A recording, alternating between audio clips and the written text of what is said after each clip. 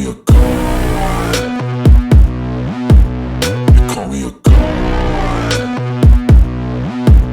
You call me a god.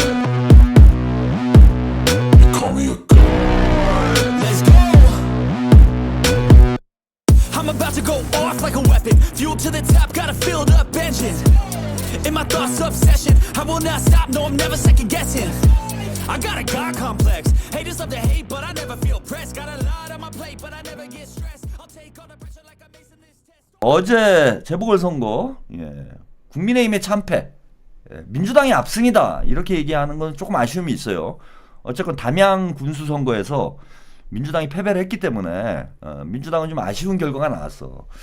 이게 이제 탄핵 쪽으로 국민적 관심사가 모아져 있다 보니까 재보궐선거가 그닥 열기가 높진 않았습니다.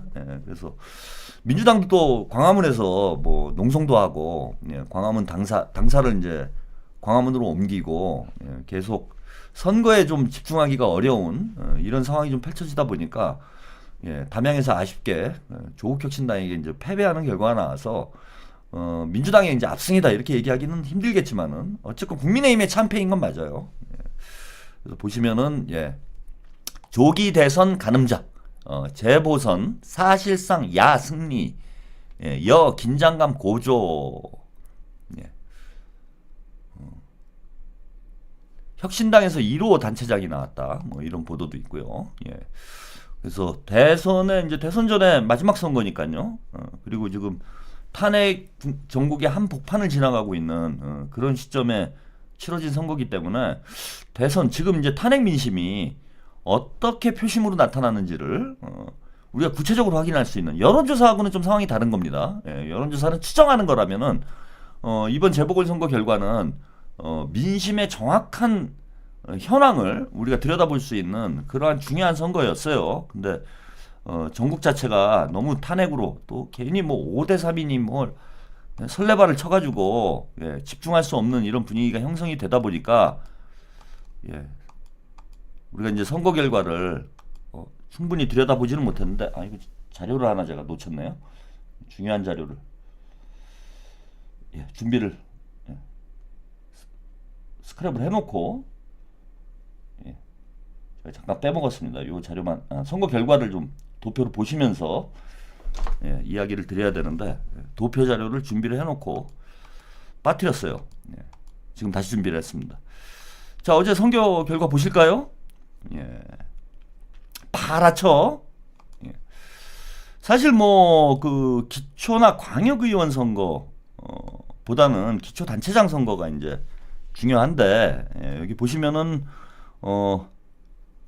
김천을 제외하고 김천에서는 이제 국민의힘 배나코 후보가 51.86%를 득표를 해서 그 당선이 됐어요. 근데 여기는 뭐 사실 안 되는 데지. TK의 이제 심장부와 같은 지역 중에 한 곳인데 여기서는 민주당 후보가 이제 승리하기는 사실상 어려운 곳이고, 근데 이곳을 제외하고는 다 야권 후보가 지금 승리를 했습니다. 구로구청장 56대 32. 이게 구로가 만만한 지역이 아니에요. 뭐 민주당이 강세이긴 한데 이렇게까지 격차가 벌어질 그런 지역도 아니고, 여기 보면 국민의힘이 아예 이제 후보를 못 낸 이런 상황이 됐어요. 그래서 자유통일당 후보가 나와서 격차가 더 벌어진 것도 있지만은 20%가 넘는, 수도권에서 20%가 넘는 격차가 벌어졌다라는 건 좀 의미심장하지 않는가 이렇게 보이고요. 지금 충남 아산 시장 선거, 아산도 이제 민주당이 강세인 지역이긴 한데 여기도 20% 가까이, 거의 20% 가까이 지금 차이가 났죠. 그래서 민주당 후보가 낙승을 했고, 제일 중요한 게 이 거제시장이죠. PK 지금 정서가 어떤지 이걸 알아볼 수 있는 중요한 이제 리트머스지가 되는 선거, 거제시장 선거였는데, 자, 거제시장 선거에서도 20% 가까이 격차가 났어요. PK도 여기 이제 사실 민주당이 승리하기 어려운 지역인데 압도적으로 승리를 했습니다.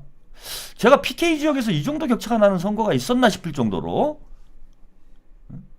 압도적인 지금 차이가 났죠. 20% 가까이 시장 선거에서 이런 정도 표차가 벌어진 적이 있습니까? 제가 무슨 저는 잘 기억이 없네요. 예. 근데 하여튼 민주당이 아주 낙승을 하는 이런 결과 나왔어요. 자, 담양군수 선거는 좀 아쉽게 됐죠? 예, 아쉽게 됐습니다. 예, 민주당 이재종 후보가 3%가량 뒤져서 패배를 했고, 제일 중요한 이제 부산 광역시 교육감 선거 투표율이 좀 낮아서 이게 이제 대선의 어떤 그 시험대다 이렇게 볼 수 있을런지는 모르겠는데, 어쨌건 진보 후보가 보수 후보를 10% 정도 앞서는 부산 광역시 교육감 선거에서도 이런 결과가 나왔습니다. 그리고 광역의원 여기 보시면은 이제 전통적으로 국민의힘이 강한 데는 뭐 국민의힘이 이겼어요. 그리고 이제 민주당이 강한 데는 이제 민주당이 이기는 광역의원은 이런 결과 나왔고, 기초의원은 지금 민주당이 대부분 승리를 하는 이런 결과 나왔는데, 흥미로운 게 이제 마포구죠. 마포구에서 30% 이상 격차가 벌어졌어요. 장영준 후보가 30% 이상 앞서는 이런 결과가 나왔습니다. 자, 그럼 이대로 보면은 TK를 제외하고는 TK 김천시장 TK를 제외하고는 전국 모든 지역에서 민주당이 앞서는 특히 PK가 주목이 되는데, PK도 민주당이 초강세로, 민주진보 진영이 초강세로 돌아서는 이런 결과가 나왔다. 이게 윤석열이 이제 파면되기 직전에 치러진 선거니까 파면되고 나면은 상황이 더 악화되겠죠. 파면되고 나면은 이제 보수 유권자들, 보수 진영의 결집력이 더 떨어지는 상황으로 이렇게 이제 상황이 전개될 수밖에 없는데, 파면 직전에 나온 선거, 그 다음에 보수건 진보건 양측 다 결집돼 있는 상태라는 거예요. 지금은 아직까지는 결집돼 있는 상태야. 물론 지난주에 이재명 대표가 무죄 선고가 나오고 난 뒤에 이재명 대표 무죄 선고 이후에 보수 세력이 급격히 이완되는 현상이 나타나고 있는 건 맞고, 특히 이제 탄핵 선고기일이 4월 1일에 선고기일이 잡히면서 보수 진영은 이제 분위기는, 언론에서 나오는 분위기는 야, 다 파면이다, 8대 0이다, 이런 쪽으로 분위기가 싹 쓸려갔기 때문에 이번 이제 재보궐선거에서도 보수 유권자들의 결집력이 많이 떨어진 상태가 되지 않았을까라고 이제 유추는 돼요. 근데 어쨌건 파면 선고가 공식적으로 난 다음보다는 나기 전에 재보궐선거 때는 결집력이 높았을 거야. 근데 파면을 당하고 나면은 그동안은 혹시나 하는 마음에, 그 다음에 뭐 보수 유튜버들, 보수 뭐 국민의힘 정치인들도 윤석열이 이제 기각될 수 있다, 혹은 뭐 각하될 수 있다라고 계속 약을 팔았잖아. 그래서 희망회로 계속 돌리면서 뭔가 기대감을 가지고 어쨌건 마지막 남은 그 힘을 다 쏟아부었을 거라고, 재보궐선거에. 근데 저렇게 대참패를 했다? 그러면은 파면되고 나면은 답이 나오는 거예요, 이거는. 지금 수도권에서는 뭐 20에서 30% 정도 차이가 나고 있고, 뭐 호남은 말할 것도 없고요. 대전 충남 지역에서도, 중부권에서도 아산시장 선거 결과를 보면은 급격히 격차가 벌어져 있는 상황이고, 특히 이제 PK는 거기다 장제원이 그냥 마지막으로 큰 선물 해주고 가지 않았습니까? 유산을, 큰 정치적 유산, 성폭행이라는 폭탄을 빵 터트리고, 그게 뭐 SNS 보니까 장제원이는 이제 뭐 극단적 선택을 해서 떠나갔지만은 그 동영상이 엄청나게 돌아다녀요. 유튜브에 지금 그 피해자가 동영상 촬영한 거, 뭐 사진 촬영한 거, 이런 것들이 지금 쇼츠로 만들어져 가지고 유튜브에서 계속 돌아다니고 있습니다. 이런 것도 PK 지역 유권자들에게 적지 않은 영향을, 엎친 데 덮친격이 된 거죠. 엎친 데 겹친격이 됐다. 그래서 윤석열 파면으로 안 그래도 부산 PK 민심이 요동치고 있는 이런 상황에 장제원이 폭탄 하나 더 터뜨리고 가면서 부산 경남 지역이 완전히 국민의힘에게 등을 돌리는 이런 분위기로 지금 완전히 돌변을 하고 있는 거 아닌가. 그래서 지금은 뭐 그런 언론 보도도 나오고 있는데 TK 자민련이다. 국민의힘이 영남 자민련이다, 이렇게 표현을 하는 제가 MBC 보도인가 썸네일을 이렇게 봤는데, 영남 자민련이라는 말도 지금은 어폐가 있는 거예요. 재보궐선거 결과를 놓고 보면은 영남 자민련이 아니라 PK 자민련이 될 것이다. PK가 아니죠. TK 자민련. 대구 경북으로 완전히 쪼그라드는 이런 상황이 됐고, 이재명 대표가 이제 PK까지 돌아서면서 뭐 이재명 대표 그 친문 진영에서는 뭐 김경수 이런 사람들하고 뭐 대통합해야 된다 이런 얘기를 하는 게 이제 문재인하고 손을 잡아야 된다. 김경수랑 손을 잡아야 된다. 이런 얘기가 나오는 게 이재명 대표가 어쨌건 수도권 정치인이다라는 인상이 강하고 고향은 이제 TK예요. 안동이에요. 그러다 보니까 PK가 취약한 거 아니냐. 이런 좀 뭐 분석이 있었어. 그러니까 요 PK의 영향력을 기반으로 해서 친문들이 이재명 정권에 이제 손가락 얹으려고 하는 게 지금 딱 보여, 제가 볼 때는. 그거에 앞장서고 있는 게 이제 김경수인 거죠. 그런 움직임이 보입니다, 지금. 그런데 지금 상황을 보면은 PK에 굳이 뭐, 예? 취약 지역이 아니다, 이제는. 그 친문들 괜히 뭐 문재인 뭐 김경수 설치고 다녀봐야 제가 볼 때 오히려 좋지 않아요. 지금은 선을 그어주는 게 더 좋지 않을까 싶네요. 지금 재보궐선거 결과를 보면 부산 교육감 선거도 그렇고 거제시장 선거도 그렇고, 예, 문재인이나 뭐 김경수 뭐 누굽니까, 예? 전재수 뭐 이런 이제 약간 뭐 PK 터줏대감 같은, 예, 이런 정치인들의 힘을 비르지 않더라도 민주당이 이재명 대표가 압도적으로, 예, 승리할 수 있는 그런 기반이 있다 지금. 그럼 뭐 걔네들 뭐 열심히 하겠다면 뭐 그건 뭐 뭐라고 할 건 아니지만은, 예, 굳이 이제 뭐 연합을 해야 된다라든지 이런 복잡한 셈법을 할 필요 없고, 지금 저는 이재명 대표의 목표가 대통령이 되느냐가 목표가 돼서는 안 된다고 봐요. 이제는 제가 뭐 맨날 이대명 어대명 뭐 그러고 있는데 지금 재보궐선거 결과를 보면은 대통령 그냥 된 거예요 지금. 더 이상 뭐 논할 경쟁자가 없다고 봐야 돼. 막을 방법이 없어. 이재명 대통령 되는 거를 막을 방법이 없어. 그래서 저는 이제 두 가지를, 그 이재명 대표가 한 가지만 잘하면 돼요 지금. 뭘 잘하시면 되냐면은 그 경호. 방법이 없기 때문에 이재명 대통령이 되는 거를 막을 방법이 이제 사법부에서도 안 되고, 이른바 사법 리스크도 다 사라진 상황이 됐잖아요. 다 사라졌죠. 그 다음에 지금 유권자들의 움직임만 봐도 PK까지 이렇게 민주당으로 확 쏠리는 분위기면은 이거 뭐 방법이 없는 거지. 백약이 무효인 거예요. 무슨 수를 써도 안 돼. 그래서 쟤네들이 뭔가 이제 극단적인 어떤 행동을 할, 이런 위험성 하나 정도만 우리가 잘 차단을 하면, 그래서 이재명 대표 경호만 잘하면 돼 진짜. 네? 민주당 정권 재창출의 요체는 뭐냐? 이재명 대표의 경호예요, 경호. 그냥 가는 거야, 그냥 예, 대통령실로 그냥 직진하는 겁니다, 지금. 그래서 이재명 대표가 대통령 되는 거를 지금 막을 수 있는 방법이 없다. 예, 경호만 잘하면 된다. 그래서 정권 교체가 목표가 돼서는 안 된다는 겁니다, 저는.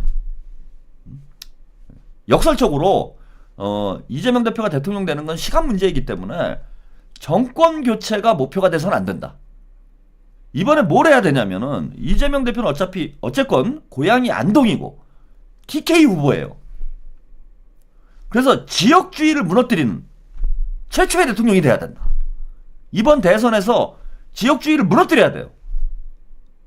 TK 지역에서도 이재명이 이기는, TK에서 이길 수는 없어요, 한 번에. 아무리 지금 뭐 분위기가 좋다고 그래도 이재명 대표가 TK 지역에서까지 승리할 수는 없어. 그런데 TK 지역에서도 이재명 대표가 승리하는 지역이 나오도록 만들어야 돼. 완전히 지역주의의 벽을, 국민의힘의 정치적 기반을, 뭐 정당 해산하는 방법도 있지만은, 자, 유권자들이 올바른 선택을 해서 국민의힘과 같은 내란 정당이 발붙일 수 없는 상황을 만드는 게 더 중요하다고 봅니다. TK를 집중 공략해야 된다. 그래서 지역주의를 무너뜨린 최초의 대통령이 돼야 된다. 이재명 대표는. 이게 하늘의 뜻이야 지금. 대한민국 정치를 근본적으로 이번에 갈아엎자. 그래서 저는 이제 두 가지를 이재명 대표 목표로 했으면 좋겠어요. 하나는 60% 이상 득표를 하자. 이번에.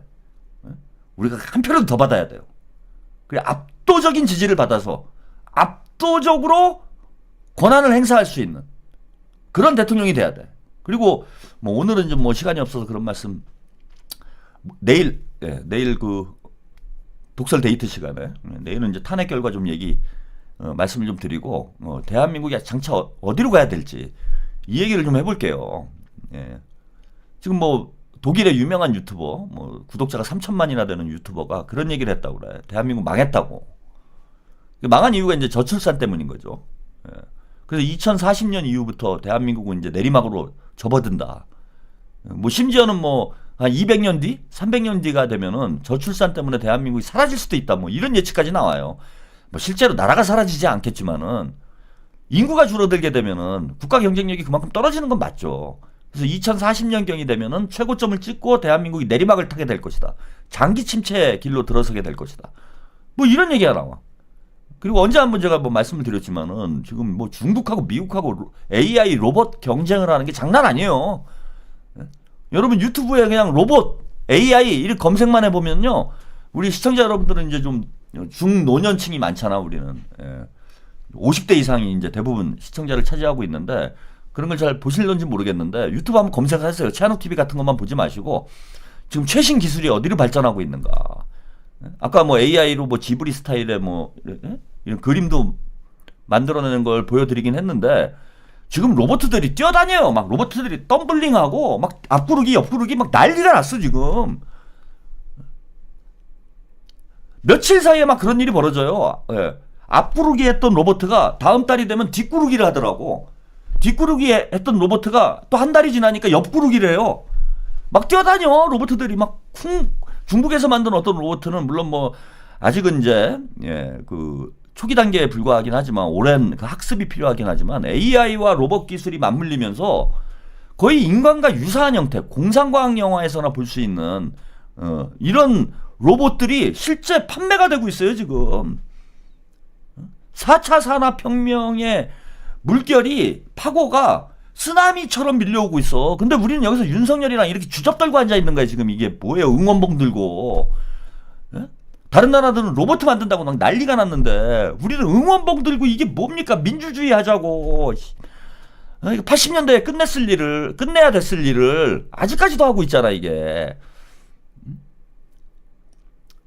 그리고 뭐 그 이제 보도 보셔서 깜짝 놀라셨겠지만은 관세 지금 트럼프가 25%를 때렸어요. 일본보다 우리가 더 맞았어 관세를.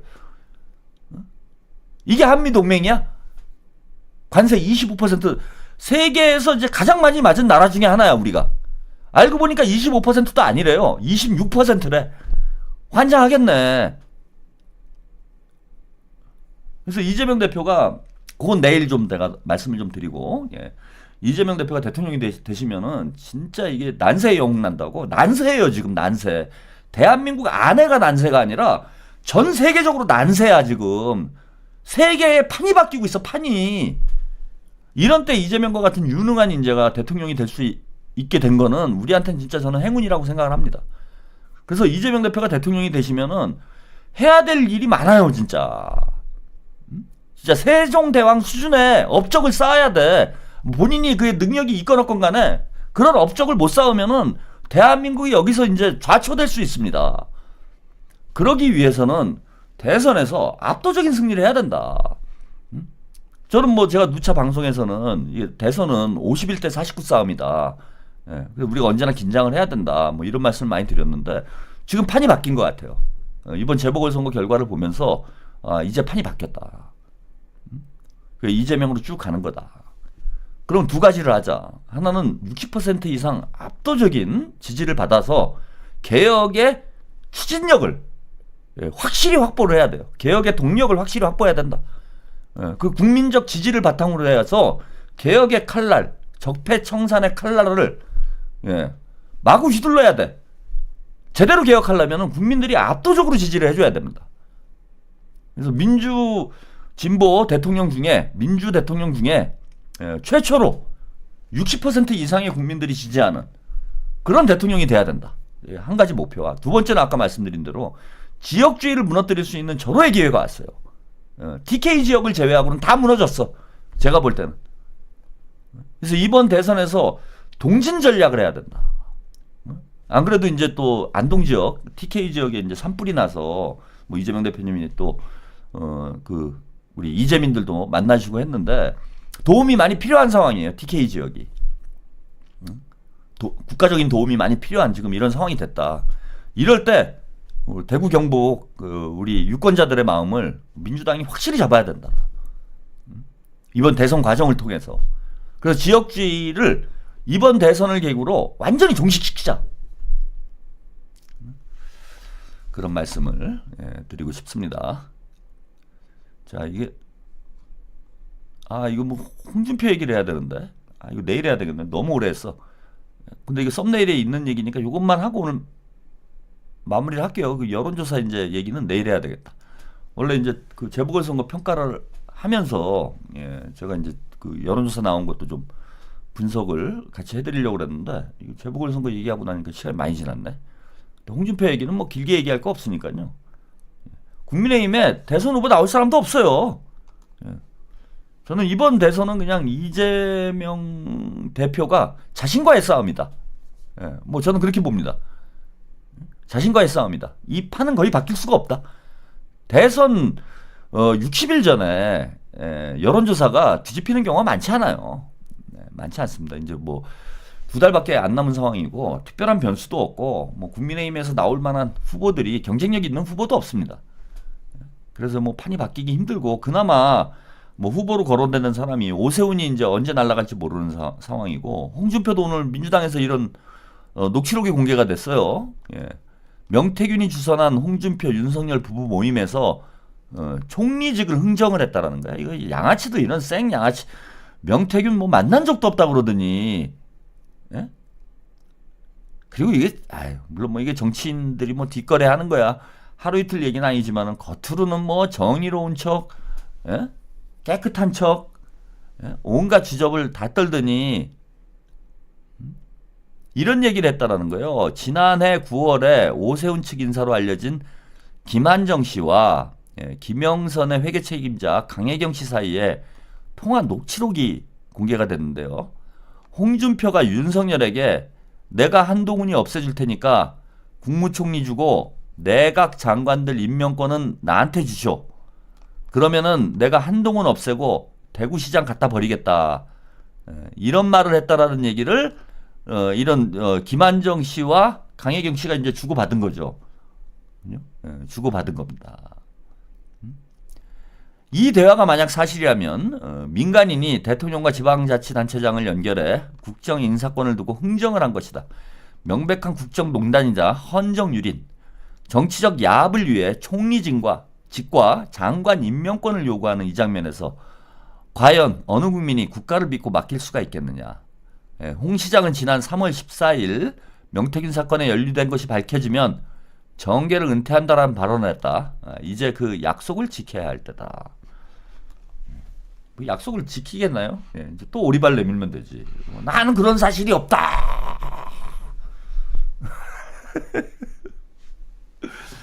대한민국 정치판이 이런 수준이에요, 여러분. 명태균이 참 좋은 일 많이 합니다.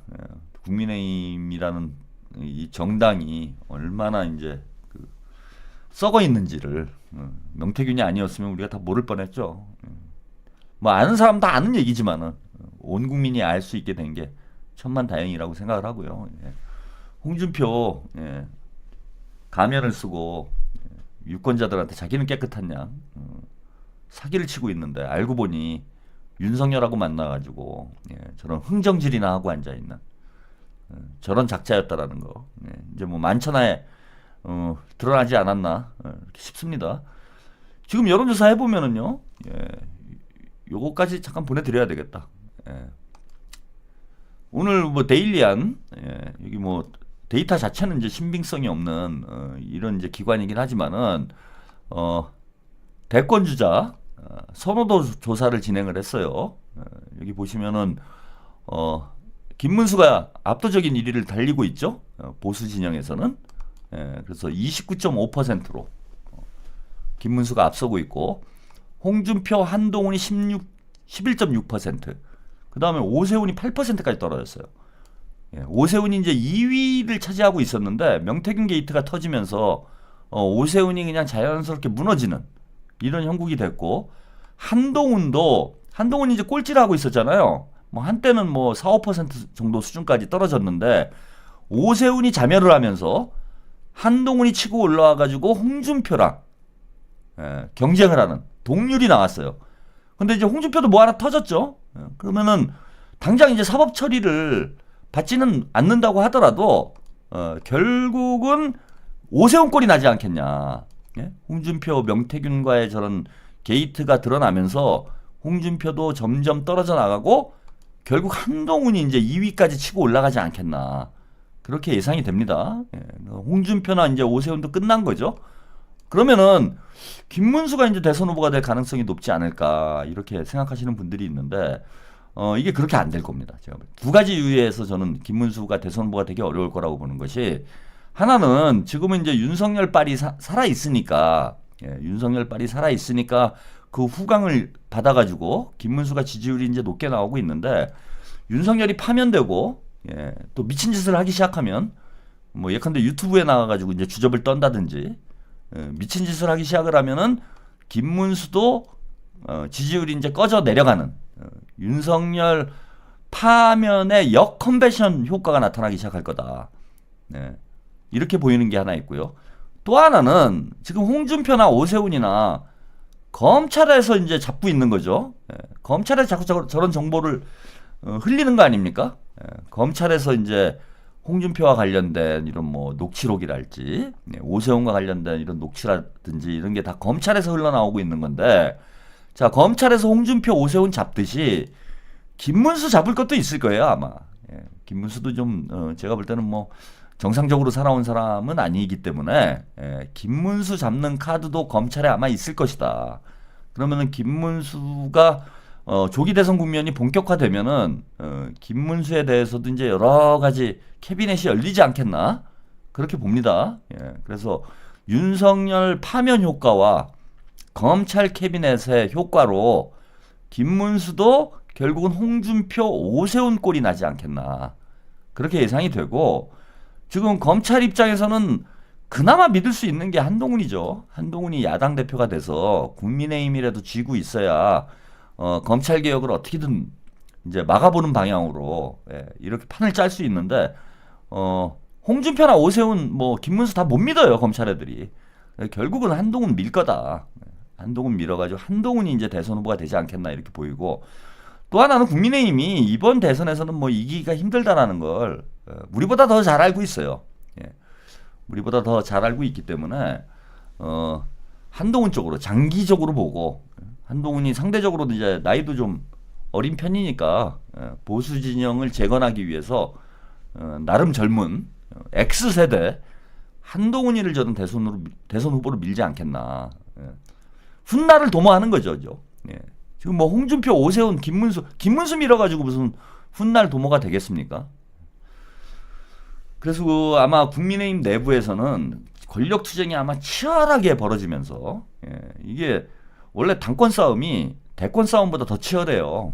더 야비하고. 그래서 더 악재가 계속 터져 나오는 상황이 될 거다. 이재명 대표 대권으로 가는 길에 진짜로 저는 꽃길이 열리지 않겠나 이렇게 생각을 합니다.